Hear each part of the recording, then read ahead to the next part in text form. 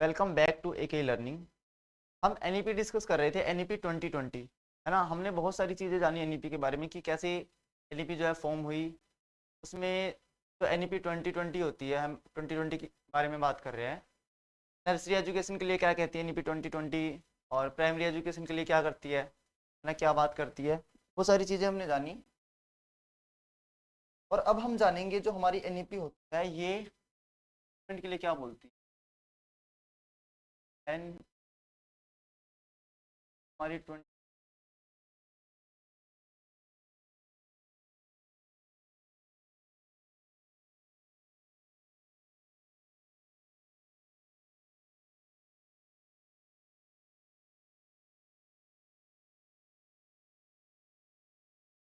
के बारे में देखते हैं। देखो, आपने मार्कशीट देखी होगी अपनी। अपनी मार्कशीट उठा के देखना, उसमें क्या होता है। आपने हिंदी में कितना स्कोर किया, इंग्लिश में कितना स्कोर किया, मैथ्स में, ईवीएस में, है ना, ये जो जितने भी सब्जेक्ट्स होते हैं, क्या स्कोर रहा आपका, वो सारी चीजें मेंशन होती है। बट एनईपी 2020 क्या कहती है, हम बनाएंगे एक होलिस्टिक प्रोग्रेस कार्ड। क्या बनाएंगे हम, एक होलिस्टिक, ध्यान से समझ,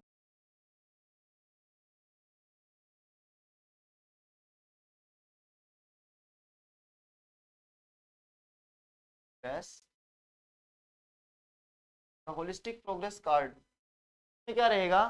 बच्चे का इसमें सब्जेक्ट्स तो होंगे ही मेंशन, इसके अलावा जो बच्चे का जो फिजिकल एस्पेक्ट है ना, जो उसका इमोशनल, जो सोशल, जो मोरल, जो एस्पेक्ट है ना, वो सारी चीजें भी इसमें इंक्लूड रहेंगी कि उसमें किस तरीके की परफॉर्मेंस रही है बच्चे की। ठीक है, एक तो ये बात करता है एनईपी।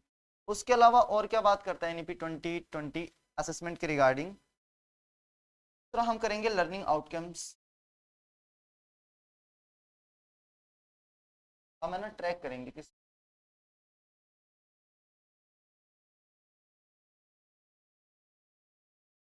Learning outcome.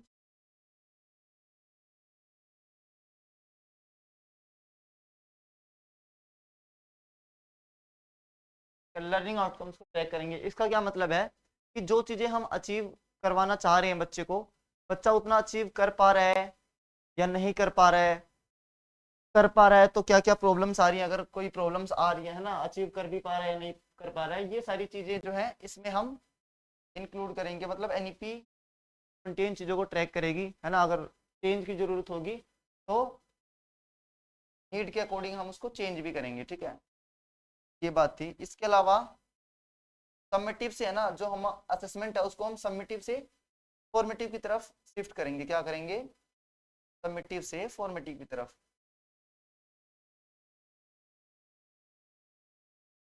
हालांकि अभी भी फॉर्मेटिव असेसमेंट ही है, बट इतना ज़्यादा नहीं है, बट ये और भी ज़्यादा करेंगे।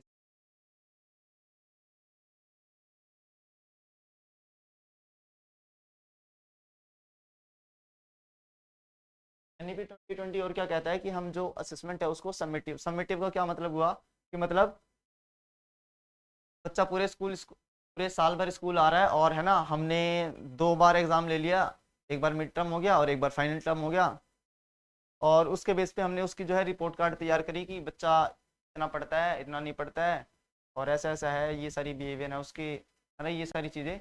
बट एनईपी 2020 क्या कहता है, हम जो है ना उसको शिफ्ट करेंगे इधर फॉर्मेटिव, सबमिटिव से फॉर्मेटिव की तरफ, है ना। बीच बीच में उसको असेसमेंट लेते रहेंगे।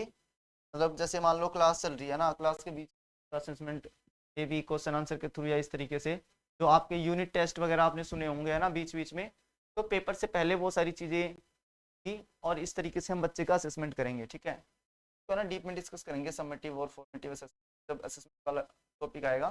फिलहाल आपको क्या समझना है, जो सबमिटिव है उसको हम और ज़्यादा फॉर्मेटिव की तरफ शिफ्ट करेंगे। ठीक है, के अलावा होट्स, तो क्वेश्चंस एच, ये आपने शायद सुना होगा, ऐसे इस तरीके से एनसीईआरटी वगैरह में तो है ही। कोर्स मतलब कि हायर ऑर्डर थिंकिंग स्किल्स, इसके बेस्ड जो है ना क्वेश्चंस होते हैं।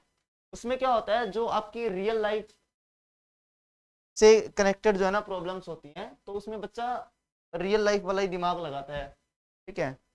तो ये हॉट्स वाले क्वेश्चंस की तरफ हमारा जो है ना ज़्यादा फोकस रहेगा, बजाय कि जो रोट लर्निंग वाले क्वेश्चन होते हैं ना, तो के बीच में क्या डिफरेंस है, जैसे साइंस में है ना एक टॉपिक मैन्योर और उसके बीच में जो फर्टिलाइजर होता है उनके बीच में क्या डिफरेंस है, इस तरीके से एनसीईआरटी में बहुत सारी चीज़ें हैं ना सर्टिफिकेशन वाली, तो उन चीज़ों से हमें, उन चीज़ों को अब हम कम करेंगे, ठीक है। और इसके अलावा और क्या बात करता है एनईपी 20 असेसमेंट के बारे में, और देखते हैं। एक तो ये था क्या,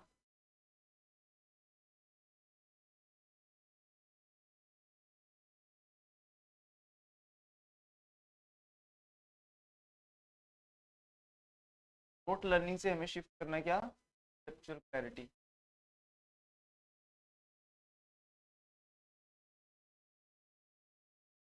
कंसेप्चुअल क्लैरिटी है ना रोट लर्निंग,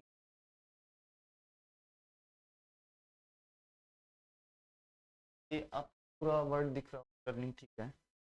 तो हमें रोट लर्निंग से दूर जाना है, कहाँ जाना है हमें, कंसेप्चुअल क्लैरिटी पे, है ना कंसेप्चुअल लर्निंग पे, ठीक है। कंसेप्ट के जो बेस्ड क्वेश्चंस है की तरफ जाना है, जो रियल लाइफ से हमारी कनेक्ट करती है, उन वाले क्वेश्चंस पे जाना है ना, उन तरीके के जो उन पे जाना है। और क्या बात करती है एनईपी 2020 असेसमेंट के रिगार्डिंग, एक होगा एनएएस, क्या होगा एनएएस,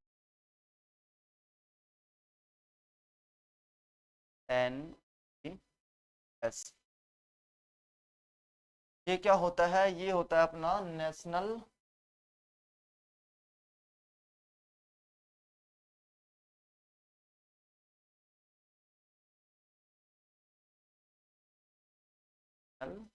ए फॉर अचीव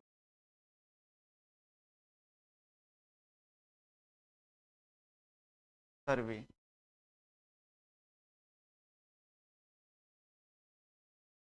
ये क्या है, एनएएस नेशनल अचीवमेंट सर्वे, ये एक नंबर की फुल फॉर्म आपसे पूछी जा सकती है, B2+B या फिर केवीएस में भी पूछी जा सकती है। और इसका काम क्या रहेगा, ये ये मॉनिटर करेगा जो हम बच्चों को सिखाना चाह रहे हैं ना, मतलब सर्वे लेंगे क्लास में, एक तो थर्ड में होगा ना, फिर फिफ्थ में होगा, और फिर एट्थ क्लास में होगा। एट्थ में जो है ना सर्वे किया जाएगा कि हम बच्चे, मतलब बच्चे ने कितना अचीव करा, है ना, किस किस तरीके से अचीव करा। सर्वे का क्या मतलब है कि कितने बच्चों ने अचीव करा, आपने देखा होगा ना डाटा कलेक्शन जो होता है, सेम तरीके से ही सर्वे किया जाएगा, है ना, बच्चे कितना अचीव कर पा रहे हैं। और इसके अलावा और क्या बात करता है, इसके अलावा जो बोर्ड एग्जाम्स होते हैं,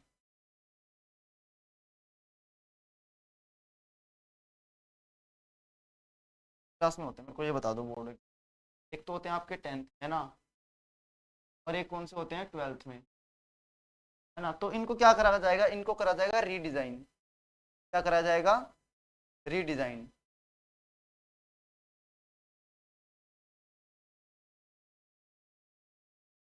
और किस तरीके से रीडिजाइन करा जाएगा, होलिस्टिक,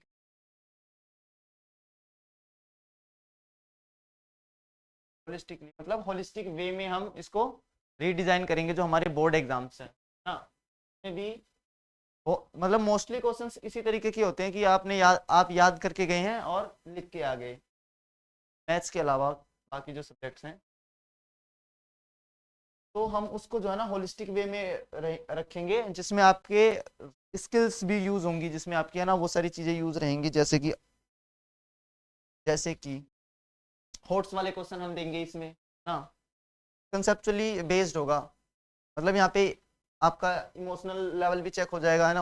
होलिस्टिक का क्या मतलब है, फिजिकली, इमोशनली, मेंटली, वो सारी चीजें हम इसमें इंक्लूड करके चलेंगे। इस तरीके एग्जाम बनाया जाएगा कि जो भी इसको चेक कर रहा है ना, जो टीचर है, वो ये चेक कर पाए कि बच्चे का जो ब्रेन है ना वो कहाँ तक जा पा रहा है ना, सारी चीजें ठीक तरीके से चल पा रही हैं कि नहीं चल पा रही हैं। इसके अलावा और क्या बात करता है एनईपी 2020 इसके रिगार्डिंग, किसके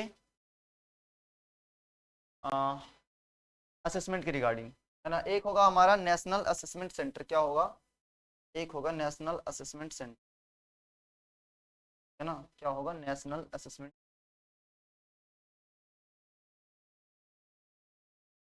NPT, नेशनल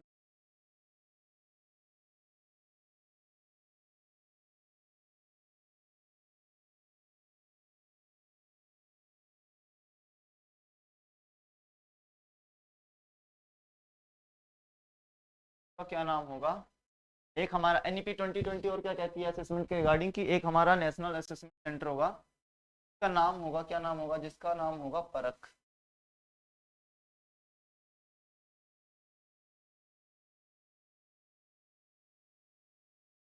क्या, परख, ये परख से क्वेश्चन आया हुआ है अभी, स्पेशल एजुकेटर का जो एग्जाम हुआ था ना, उसमें भी परख से क्वेश्चन पूछा गया था ना, तो बहुत इंपॉर्टेंट टॉपिक है। परख की फुल फॉर्म लिख देता हूँ, बहुत बड़ी सी फॉर्म है, इसको ध्यान रखना, परफॉर्मेंस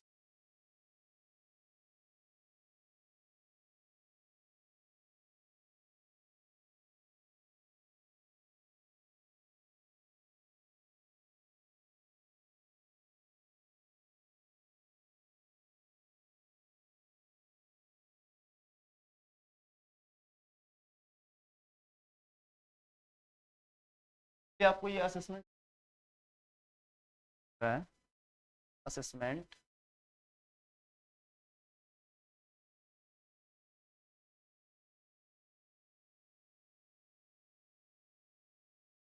एंड एनालिसिस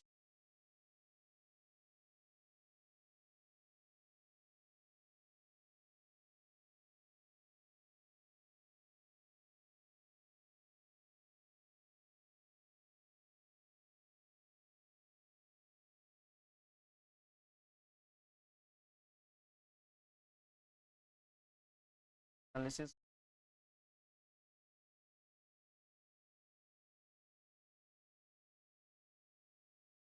नॉलेज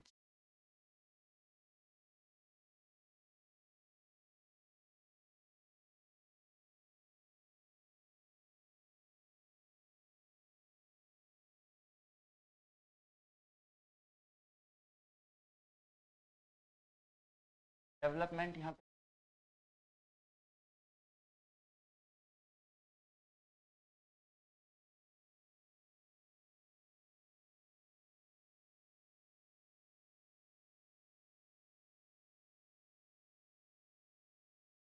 लिख देते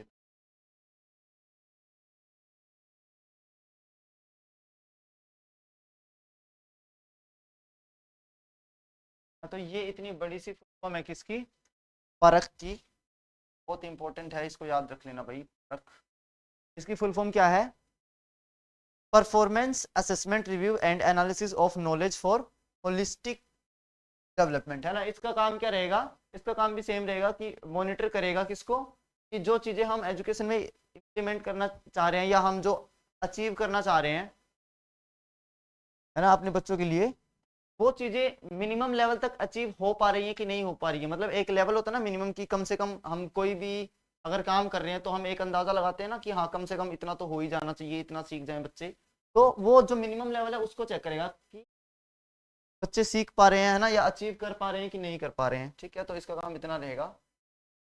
और इसके अलावा और क्या बात करता है, तो हमारा एनईपी है, ये बात थी किसकी, ये असेसमेंट के रिगार्डिंग क्या बात कर रहा था, एनईपी बात हुई। अब हम देखते हैं वोकेशनल एजुकेशन, वोकेशनल एजुकेशन में क्या बात करती है एनईपी 2020, बात करेंगे वोकेशनल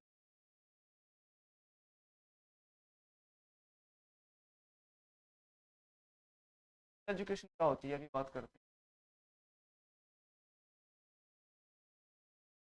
वोकेशनल एजुकेशन मतलब कि वो एजुकेशन जो एकेडमिक से थोड़ा सा हटके, अच्छा दिख नहीं रहा है आपको,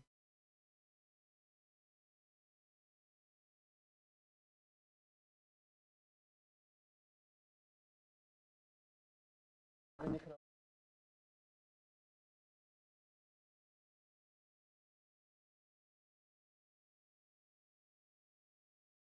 है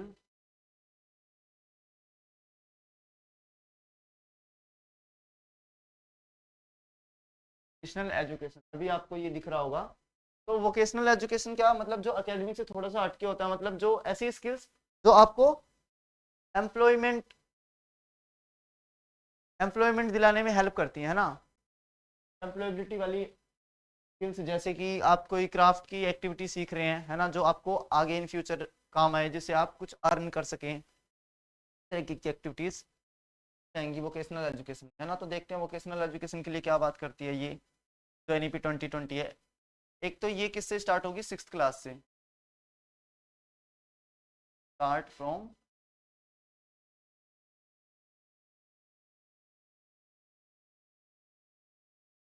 तो वोकेशनल एजुकेशन हम देंगे बच्चों को, क्या कहती है एनईपी, कि हम 8th क्लास से ही बच्चों को वोकेशनल, सॉरी 8th नहीं, 6th क्लास से ही बच्चों को वोकेशनल एजुकेशन देने लग जाएंगे, ठीक है, जिससे बच्चा आगे जाके, क्योंकि अकेडमिक जो बच्चे के पास है ना, जो अकेडमिक उसके पास नॉलेज है, वो देखी जा रही है कि इतनी ज्यादा काम नहीं आ रही है, मतलब बहुत सारे लोग हैं ना एजुकेटेड हैं, बट फिर भी वो क्या है, अनएम्प्लॉयड है, मतलब कि बेरोजगार आप कह सकते हो ना, बेरोजगार घूम रहे हैं। लेकिन अगर वो कोई स्किल सीखते तो आराम से जो है ना अपने जो लाइफ है उसको जी सकते थे, तो इसीलिए वोकेशनल एजुकेशन यहाँ पे ज़्यादा जरूरी होती जा रही है, ठीक है। तो हमें बच्चों को देनी है वोकेशनल एजुकेशन, वोकेशनल स्किल्स हमें बच्चों के अंदर डेवलप करनी है, और वो हम 6th क्लास से डेवलप करने लग जाएंगे, ठीक है। इसके अलावा और क्या बात करती है नीपी, एक हम लाएंगे लोक विद्या को वापिस, लोक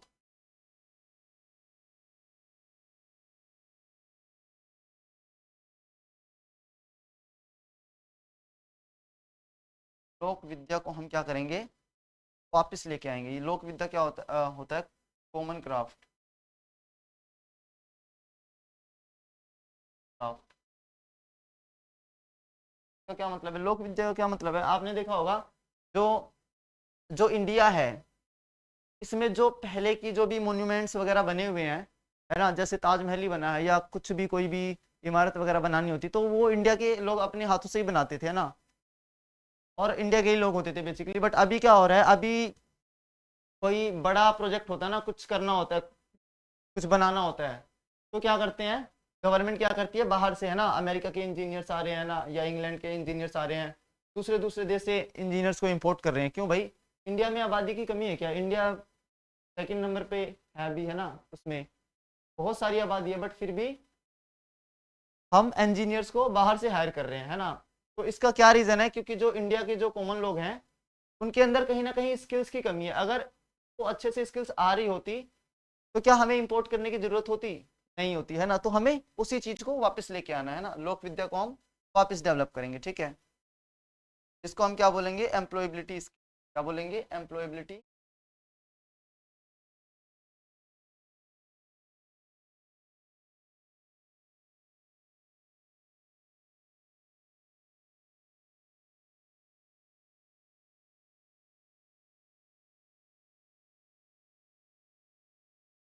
ये चीज लेके आनी है, जो अभी प्रेजेंट जनरेशन है इसके अंदर, है ना, ये एम्प्लॉयबिलिटी स्किल्स को डेवलप करना है, ठीक है, ताकि बच्चा आराम से अपनी लाइफ को जी सके। इसके अलावा एक है हॉरिजॉन्टल, अभी बता, इसमें 2 पॉइंट होंगे लास्ट,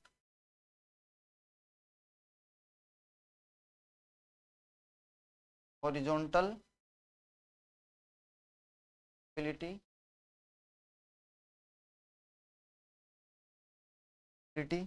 है ना, और एक है एक रहेगा आपका वर्टिकल,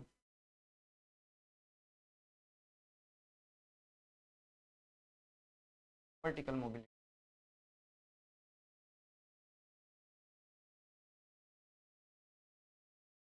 ये देखो, इसको समझना ध्यान से, दोनों को समझना, ये परख के अंदर ही है, सॉरी परख के अंदर नहीं, ये वोकेशनल एजुकेशन के लिए बात करता है, कौन, एनईपी 2020। यहाँ पे हॉरिजॉन्टल मोबिलिटी का क्या मतलब है, हॉरिजॉन्टल का मतलब बिल्कुल ऐसे, हाँ,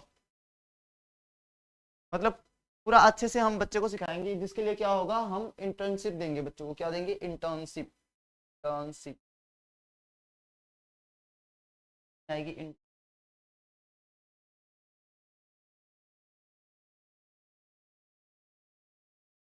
ना। जब आप कॉलेज में होते हो या कहीं भी होते हो, सॉरी कॉलेज में ही मोस्टली, अभी तो स्कूल्स में भी आ गया है, कुछ सीख रहे होते हैं, तो आपको है ना बाहर लेके जाया जाता है, वहाँ पे आप फिर इस चीज़ को अप्लाई करते हो, है ना, जो भी आप नॉलेज गेन कर रहे हो तो उसको इंटर्नशिप बोलते हैं, है ना। तो यहाँ पे आपको इंटर्नशिप दी जाएगी ताकि आपके अंदर जो वोकेशनल स्किल्स है या एजुकेशन है वो और ज़्यादा डेवलप हो सके, है ना। हॉरिजॉन्टल का मतलब कि हॉरिजॉन्टल मोबिलिटी का क्या मतलब रहेगा यहाँ पे कि जो स्किल्स है ना वो बिल्कुल अच्छे तरीके से आपको सिखाई जाएंगी, में कमी ना रह जाए इस तरीके से। और जो ये वर्टिकल मोबिलिटी है, वर्टिकल मोबिलिटी का क्या मतलब है, जैसे आपको नेक्स्ट क्लास में प्रमोट किया जाता है तो ऑन बिहाफ ऑफ या on basis of your marks, है ना, जो आपकी मार्कशीट होती है, मार्क्स देखे जाते हैं, 33% है, जब एक क्राइटेरिया सेट होता है ना उतने हैं तो ठीक है, को पास कर दो, अदरवाइज सेम क्लास में रखो, इस तरीके से होता है। बट यहाँ पे मार्क्स के साथ अगर आपकी जो स्किल्स हैं, है ना, वो ठीक है ना, अगर उसमें आप क्राइटेरिया पार कर जाते हो तो उसके बिहार पे भी आपको नंबर को हटा के आपको अपर क्लास में अपग्रेड किया जाएगा, है ना, या दूसरी वाली क्लास में डाल दिया जाएगा, ठीक है। होपफुली इतनी बात आपको समझ में आई होगी, और इसको हम एक बार दोबारा से रिवाइज कर लेते हैं ना। आज की क्लास में इतना ही रखेंगे, नेक्स्ट क्लास में और ज़्यादा थोड़ा सा एक दो और क्लास लगेंगी इसके, है ना, डिस्कस करने के लिए। NEP 2020 में बहुत सारा डाटा है तो इसलिए थोड़ा सा लग जाती है क्लास। देखो NEP 2020 के बारे में हम बात कर रहे थे, हमने असेसमेंट के बारे में आज बात करी कि असेसमेंट के लिए, है ना, कौन कौन से रिफॉर्म्स या हम कहें क्या बात करता है NEP 2020। तो एक तो ये बनाएंगे होलिस्टिक प्रोग्रेस कार्ड, है ना, जिसमें बच्चे के जो बाकी के एस्पेक्ट्स हैं एक्सेप्ट जो उसका एकेडमिक जो वो है एकेडमिक एस्पेक्ट है उसको हटा के भी और सारी चीज़ें होंगी, फिजिकल सोशल, है ना, वो सारी एस्पेक्ट उनको भी इंक्लूड किया जाएगा। और जो लर्निंग आउटकम्स है उनको ट्रैक किया जाएगा कि हम बच्चे को जो अचीव करवाना चाह रहे हैं वो चीज़ें अचीव हो पा रही हैं या कैसे हो पा रही हैं, नहीं हो पा रही है तो क्यों नहीं हो पा रही हैं, वो सारी चीज़ें भी हम जानेंगे, ठीक है। और समेटिव असेसमेंट से हमें फॉर्मेटिव असेसमेंट की तरफ शिफ्ट होना है, ठीक है। अभी फॉर्मेटिव असेसमेंट हालांकि हो रहे हैं बट हमें और ज़्यादा फॉर्मेटिव की तरफ जाना है, ठीक है। इसके अलावा हम होट्स का यूज़ करेंगे, मतलब हायर ऑर्डर थिंकिंग स्किल्स, है ना, इस तरीके के जो रियल लाइफ जो प्रॉब्लम्स होती है उनका हम यूज़ करेंगे, ठीक है। इसके अलावा और क्या, हमें रोट लर्निंग से कंसेप्चुअल लर्निंग की तरफ जाना है। इन चीज़ों को हम हटाएंगे, इसके लिए तो NCFB है ना मना कर रहा है।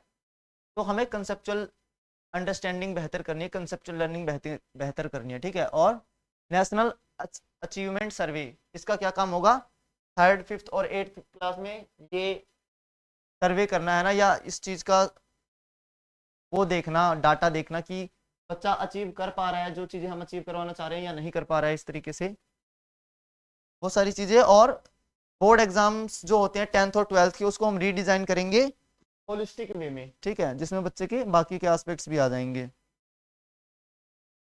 फिर नेशनल असेसमेंट सेंटर होगा एक, NEP क्या कहता है, जिसका नाम क्या होगा, परख, है ना। और एक इतनी बड़ी सी फुल फॉर्म है परख की, ये याद रख लेना, परख, performance assessment review and analysis of knowledge for holistic development. इसका क्या काम होगा, मॉनिटर करना जो हम अचीव करवाना चाह रहे हैं, जो हम बच्चे को सिखा रहे हैं वो मिनिमम लेवल तक अचीव कर पा रहा है या नहीं कर पा रहा है ना, वो सारी चीज़ें।